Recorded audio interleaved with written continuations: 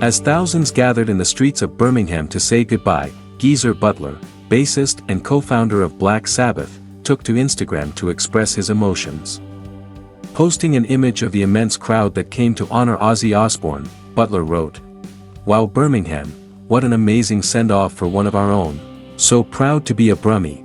Ozzy forever." The post captured the deep connection between the city and the man who helped define heavy metal.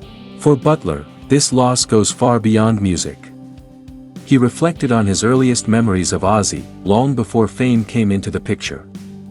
"To me, Ozzy wasn't the Prince of Darkness, if anything he was the Prince of Laughter," he once shared. Butler recalled first spotting Ozzy at a Birmingham club called the Penthouse, but they didn't meet properly until Geezer's band was looking for a vocalist. Answering an ad that read, "Ozzy Zig needs a gig," Butler soon found himself face-to-face with the eccentric young man, wearing his dad's old work robe, carrying a chimney brush, and walking barefoot with a shoe on a dog leash. That bizarre first impression sealed the deal.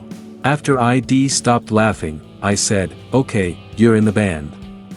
That moment marked the beginning of a brotherhood that would endure decades. Through chaotic early gigs, international fame, and personal struggles, the bond between the Sabbath members remained strong. "We became inseparable brothers in arms," Butler said, describing their early days. Years later, when they reunited for what would become their final show, a project fittingly titled Back to the Beginning, Butler saw a different Ozzy. "I knew he wasn't in good health, but I wasn't prepared to see how frail he was," Butler admitted.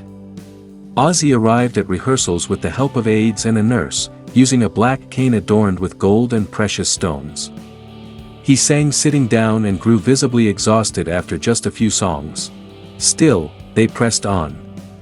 "After a couple more weeks we were ready for the show," Butler said. Although the performance was powerful, Butler wished he had more time backstage with Ozzy. "Nobody knew he'd be gone from us little more than 2 weeks after the final show," he wrote. For Geezer Butler and countless fans around the world, Ozzy Osbourne was far more than a rock icon. He was a symbol of defiance, creativity, and raw humanity.